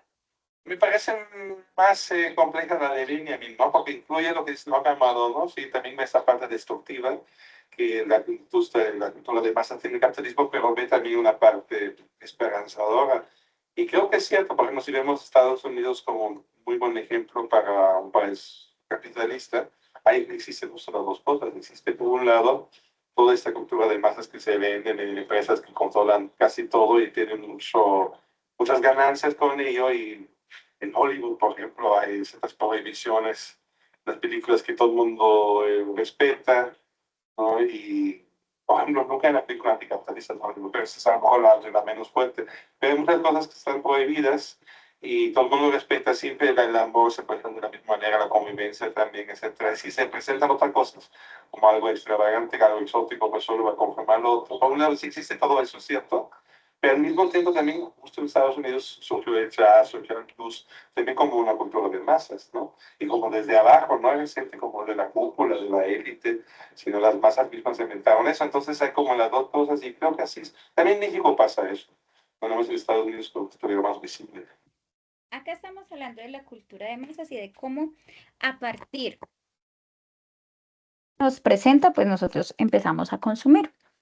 Así rápido. Jennifer, ¿cuál fue la última película que viste? Que no sabes las que escogimos. No, profe, o sea, una serie que se llama Envidiosa. ¿Cuál era el final bueno, cuál era el fin último de esa envidiosa? ¿Qué pasaba con la mujer? Pues, precisamente. Es que ella siempre busca, es decir, como este estereotipo, esa cultura, lo que le vende la sociedad, y ella siempre, por ejemplo, que quiere casarse y no lo puede obtener, siempre ella busca saber por qué nunca la eligen. Ujú. Sí, señora. Pero mira, ese es el estereotipo de qué tipo de mujer.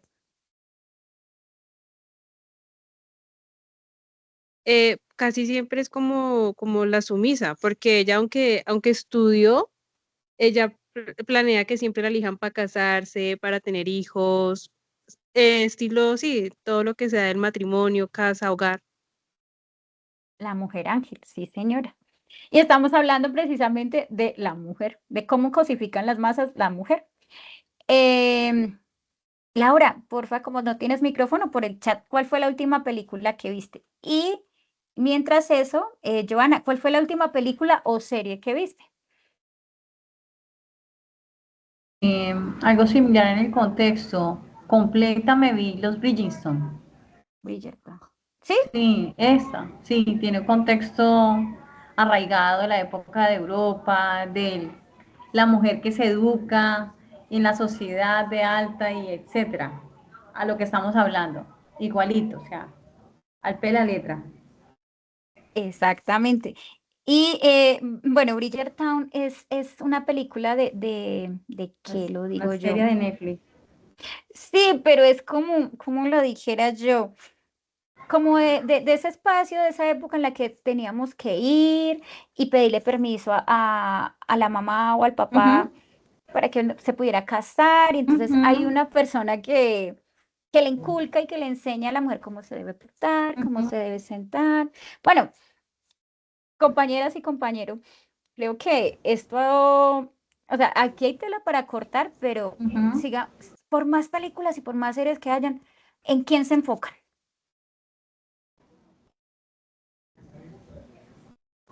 ¿En quién? ¿En quién se enfocan? En la mujer, independientemente, o sea, en todo el comportamiento, en la vestimenta, en su Ujú. físico, en todo. Esto, yo diría, profesora, algo así como que le establece la conducta a una mujer. Debe ser así, es por acá. Haga Sí, esto, no haga esto. Y que en algunos aspectos también hay ciertos tabús aún. sí, señora, es cierto. Entonces estamos hablando, lo que tú estás diciendo es estereotipar, rotular a la mujer con respecto a ciertas, ¿ciertas qué?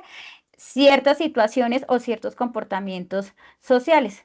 Entonces, por eso lo preguntaba, para que ustedes se dieran cuenta que es que la elección de las películas no fue porque sí, sino porque todo habla de la mujer cosificada, de la mujer vulnerada, de esa mujer que necesita esa aprobación social. Y pues bueno, eh, entonces vamos a ir cerrando. Aquí, bueno, mientras se está cargando como agua para chocolate, que creo que se la deberían ver y ustedes dicen, ¿es en serio? ¿Esto pasa? Pero bueno, entonces el análisis del contenido de este video fue el siguiente, a que lo tengan presente. Entonces, los productos culturales, los medios de comunicación y las audiencias masivas, porque Bridgertown fue nominado a la Academia, por ejemplo, o sea que fueron muchas personas las que lo vieron. em, ¿Configuran identidades? Claro que sí, configuran valores, hábitos y formas de entender la sociedad. Claro, nosotros estamos hablando de que comprendemos lo que pasaba porque nos lo estaban mostrando. Y también hay una lógica de consumo, y ese consumo cultural, esa transformación de los públicos. Entonces, ¿hacia quién va dirigido un tipo de serie como es? ¿O hacia cuál va dirigido la serie de Envidiosa? Entonces, no estamos estandarizando contenidos y a partir de ahí, pues generamos más y más, digamos que producciones. Entonces, la cultura de masas tiende muchas veces a homogeneizar los gustos, los modelos, las identidades y reduce las posibilidades que se tienen de las voces y de las opciones culturales, porque pues yo sé que van a consumir esta película, entonces voy a hacer algo muy similar a. Es a través del cine, la publicidad, la música, la televisión. La cultura de masas moldea lo que considera normal, deseable y aceptable.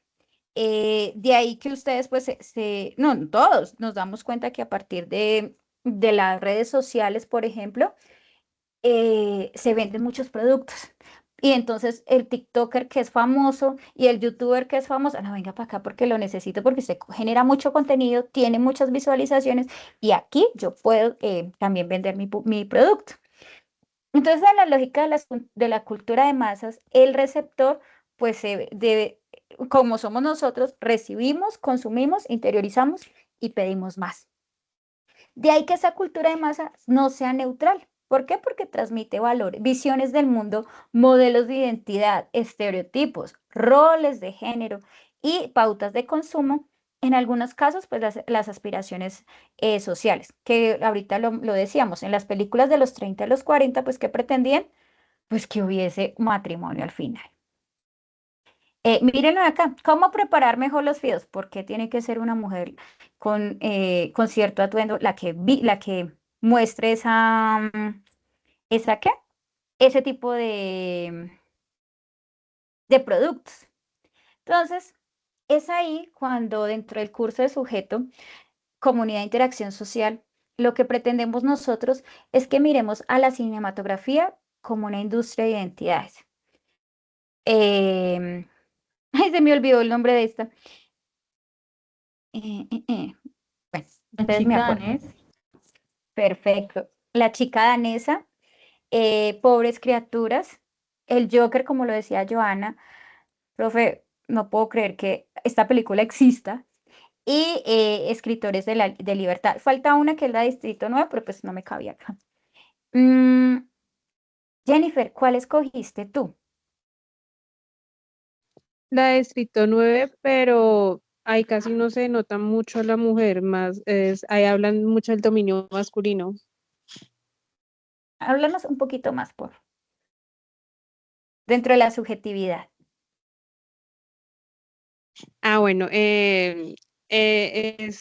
bueno, en su contexto es sobre el tema racial, el tema de xenofobia y las vivencias, digamos que o sea, es un contraste de la realidad que vive algunos países de escasos recursos. Ahí muestran, por ejemplo, los nigerianos, que son las personas que,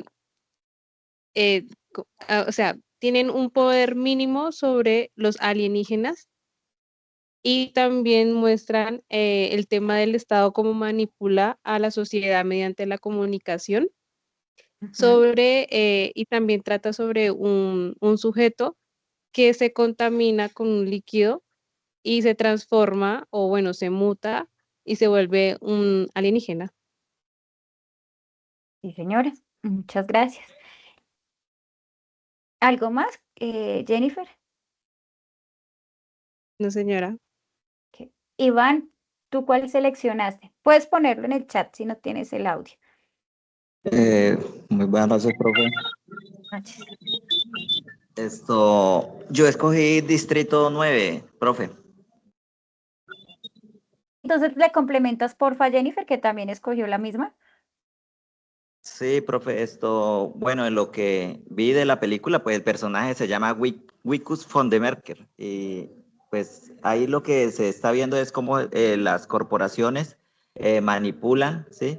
Cómo buscan a través de intereses, porque el interés de ellos no solo era contener a los extraterrestres, ¿sí? Sino también controlar las armas, tener poder sobre las armas, y vieron una oportunidad, ya que el personaje se contaminó porque fue un virus y él mutó a ser extraterrestre, y resulta de que a ellos lo rechazaban, y ahora él como humano y como extraterrestre también vio ese rechazo y esa persecución, porque lo querían a él era agarrar como experimento de laboratorio y poder a través de él controlar las armas que ellos desarrollaban, ¿sí? Porque ellos tenían una inteligencia superior, desarrollaban armas, y las corporaciones querían era controlar ese armamento.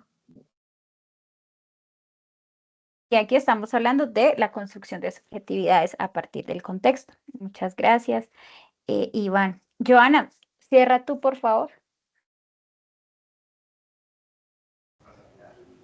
Ok, ¿qué película escogí? El Joker.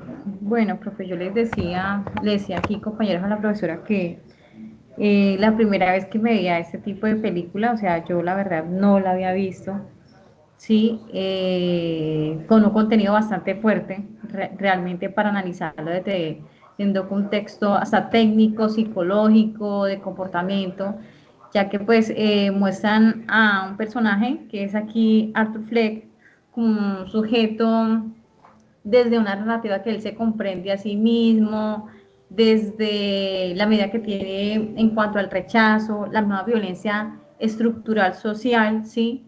Eh, Hay una falta de ausencia de reconocimiento de él, ¿sí?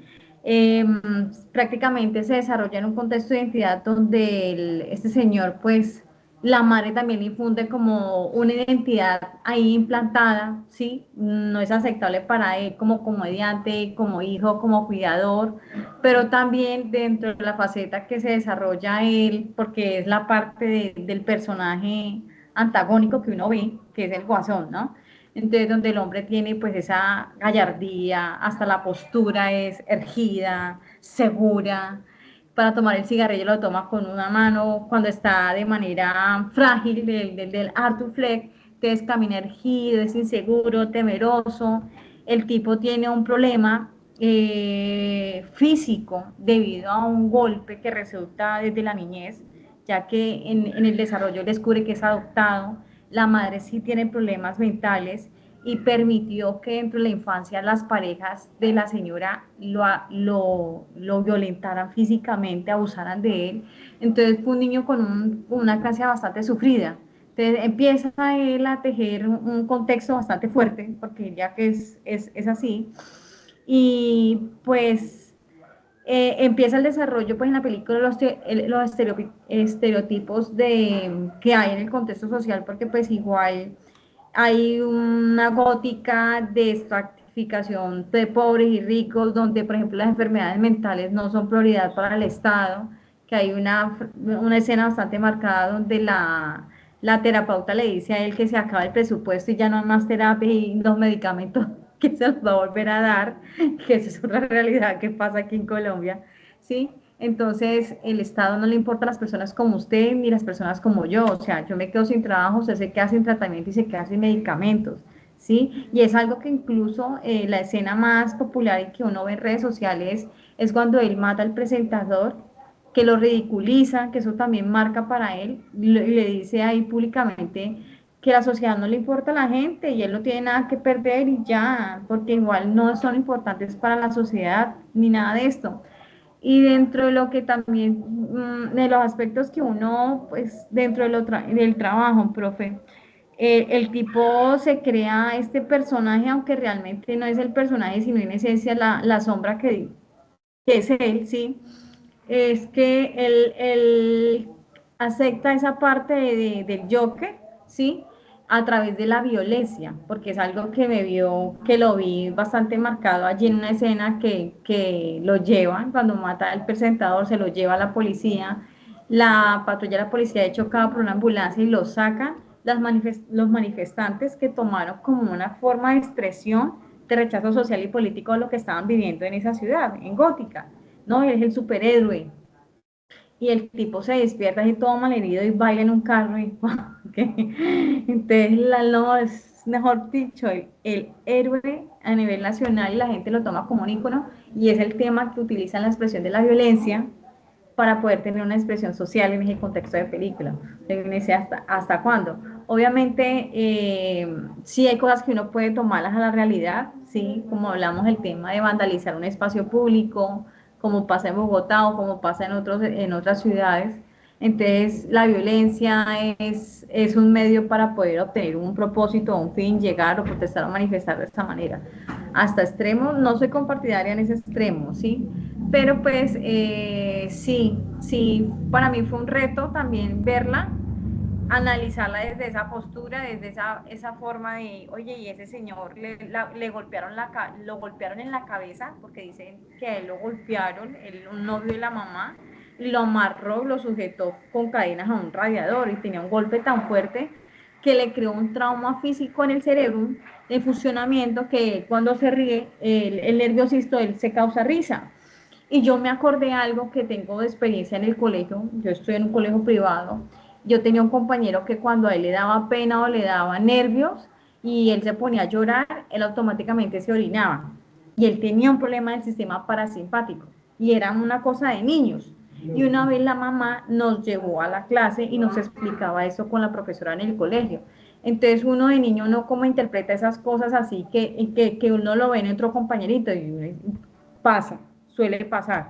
Me recordé a mi compañerito de colegio, de primaria, al contexto que tiene ese señor cuando lo golpearon y que tiene ese trauma y que él pasaba cuando le daban esos ataques de risa, pasaba una tarjeta para que la gente entendiera, pero la gente no sabía de eso, porque a veces se desconocen ese tipo de problemas físicos entonces la gente le crea un rechazo, le crea ese bullying, es totalmente, eh, sí, la palabra, un rechazo social, señor. Así es. Y es aquí, estimados compañeros, que hay que pensar y hay que mirar al sujeto desde la parte sentipensante, como un fundamento a esa resistencia. Ustedes mismos lo dijeron. Ahí en Distrito 9 era un experimento, pero ese experimento tenía detrás las armas. Aquí estamos hablando de un ser humano que tuvo que pasar por 50 bueno, por diferentes circunstancias que fueron desafortunadas y generaron esa representación social que definitivamente salió cuando tomó la representación del Joker. Entonces, al hablar de un sujeto sentipensante, estamos hablando de la resistencia. El concepto de sentipensante lo tomamos em, desde Orlando Falsborda, pero también lo trabajamos dentro de Paulo Freire y estamos hablando de que de una pedagogía del oprimido, de esa pedagogía del sentir, del pensar y del actuar. Entonces hablamos que ese sentir es la dimensión emocional y la sensibilidad que exteriorizan las personas. Esa persona que le iban a hacer el experimento y esa persona que no fue un experimento, fue producto de las circunstancias de su momento, de su vida. Y ahí en la parte sentipensante hablamos de pensar, de generar una reflexión y una crítica a ese conocimiento, a lo que ha pasado y a partir de la acción, pues transformar esa práctica. Pero bueno, pues a la final, el final del Joker pues no es tan agradable, pero pues podemos mirar cómo la parte de la identidad se moldea desde la interacción con el colectivo, con el otro. Y ahí se toma el sujeto como un pilar para sostener a la comunidad y pasa, lo formamos en familia, pero pasa a la vida civil. ¿Cómo pasa a la vida civil? Pues dependiendo de cómo se haya formado. Y hablamos de la definición de un individuo a partir pues de esas tres esferas, del sentir, del actuar, del pensar, y es ahí pues como lo representa la imagen. Hay que trabajarlo desde el sentimiento y la razón. Los dos trabajan en conjunto para poder comprender al sujeto que finalmente está en sociedad y en comunidad. Y el último documento pues habla de las FARC, pero hablemoslo de ese sujeto como colectivo y como una identidad que va generando a partir de los procesos por los cuales va pasando. Y estamos hablando de que el individuo de las FARC hizo parte de un colectivo y a partir de ese colectivo generó una lógica de combatiente. Y cuando hablamos de eso, hablamos también de un Joker. Estamos hablando de una persona de las FARC, de un excombatiente que pasó por múltiples situaciones y finalmente se va a reincorporar en la sociedad. Este Joker no se reincorpora a la sociedad porque desafortunadamente tiene otras formas de comprender el mundo según lo que vio, pero estamos hablando de un desafío de la integración, de la desintegración y la identidad colectiva a partir de diferentes situaciones por las cuales va atravesando la persona y el sujeto que finalmente van a ser parte de una colectividad o de una sociedad que ya está estructurada, ya está organizada. Por eso es que el Joker no encajaba. ¿Por qué? Porque tenía otras formas de comprender el mundo y exteriorizó a partir de las situaciones que vivía. Muy claro lo dijo Joana. Pues el presentador se burló de él, no aguantó más el rechazo y pues sencillamente generó su acción. Obviamente pues no es la forma, pero fue una manifestación de lo que sentía y lo que pensaba. Entonces, finalmente, estimados compañeros, estudiantes, porque ustedes van a ser profesionales, entonces son mis compañeros también. mm, Vamos a revisar acá lo del análisis fílmico, así, espérame un segundito. ¿Yo dónde lo abrí? Espérame que yo sí lo abrí. Espérame, yo dejo de compartir. Y pues aquí vamos a cerrar acá, el anexo. Entonces, ustedes ya escogieron su película, ya la tienen lista. Aquí digamos que los que están viendo la grabación no han encontrado las películas, pues acá está la carpeta, hay varias por si quieren ver otras. Nuestro formato de entrega es este que tienen acá con el logo de la universidad y de la USH, que es la unidad sociohumanística. Nombre del estudiante, código, grupo, nombre de la película, fecha de realización del cineforo. La idea es que no sea con menores de edad o por lo menos mayores de 16 años por el contenido que tiene. Ponerle el nombre a los acompañantes, entonces Joana, Joana Lisset, Jennifer Alejandra, Iván. ¿Qué herramienta, bueno, en qué herramienta lo van a presentar? Pues normalmente estamos trabajando en Canva, entonces pues supondría yo que es en Canva. Preguntas del contexto del filme, pues hay que mirar la época, cuál es el contexto geográfico, entonces en qué lugar se desarrolla, cuál es el contexto social en que estamos abordando, cuáles son los personajes principales de la película, entonces vamos a enumerarlos. En este momento pues es el Joker, su madre también juega un papel importante. Los personajes secundarios de la película, pues ya cada uno los va filtrando. Aspectos interesantes, pues como por ejemplo desde el Joker, desde la niñez, el protagonista ha sido abusado.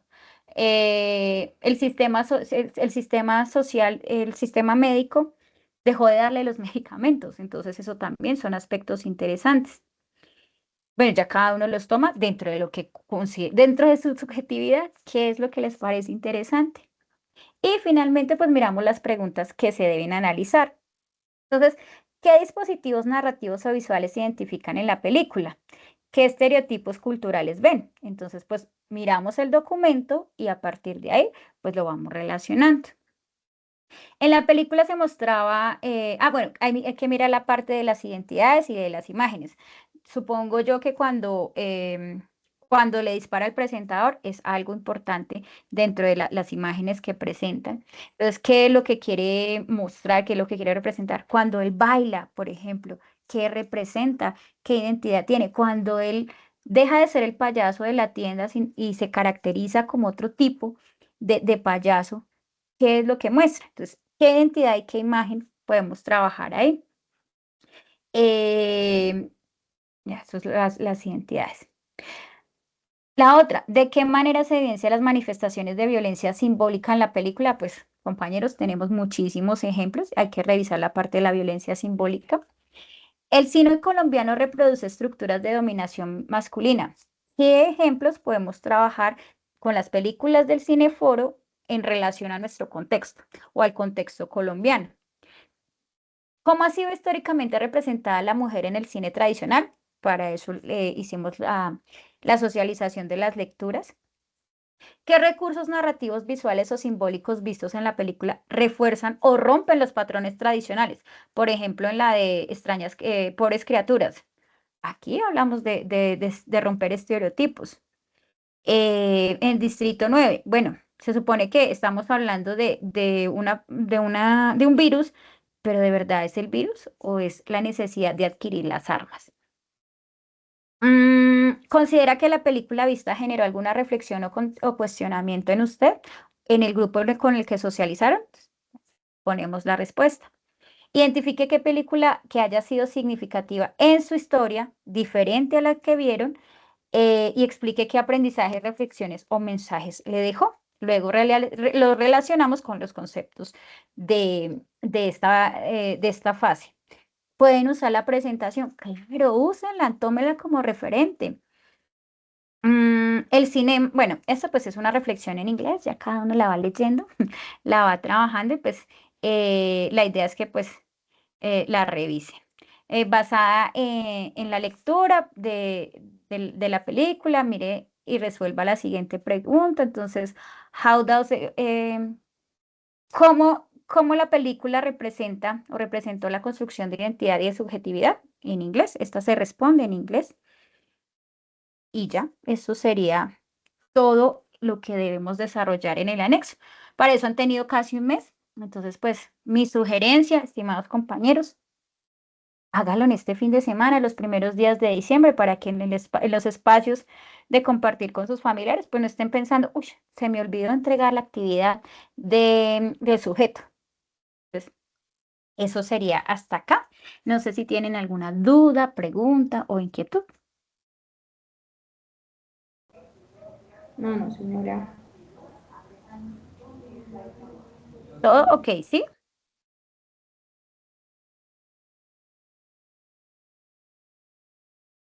Entonces, yo a ustedes les agradezco de verdad este espacio. De verdad que son espacios para ustedes. Yo creo que cuando uno dialoga con el otro, cuando yo los puedo ver en la pantalla, cuando les puedo escuchar a Iván, a Jennifer, sé que Iván estaba en la casita, juicioso, sentado, Joana también, Jennifer que ha estado pendiente. Hombre, eso enriquece y sabemos que la virtualidad es un espacio de diferencia, pero también de encuentro. Recuerden que todos los miércoles de 2:30 a 3:30, ustedes tienen un enlace que se pueden conectar. Profe, por favor, no entiendo. Profe, permíteme, necesito aclarar este concepto. Con todo gusto, yo les puedo atender. Y pues esa sería mi intervención hasta el día de hoy. Bueno, en el día de hoy, sí, señores. Profe, muchísimas gracias. Con todo gusto. Con todo gusto. Espero que, como dice el profesor Supero, hemos mermado un poquito nuestro desconocimiento. Este link que nos compartes como agua para chocolate,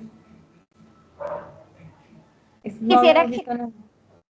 no, Señora, no lo han visto, pero revísenlo. Los invito a que este fin de semana o en el espacio que tengan, lo miren. Créanme que les va a gustar.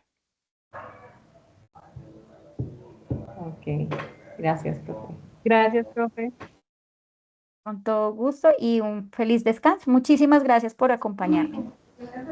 Bueno, señora, feliz descanso para todos, feliz fin de semana. Muchas gracias a todos. Que estén bien. Hasta luego.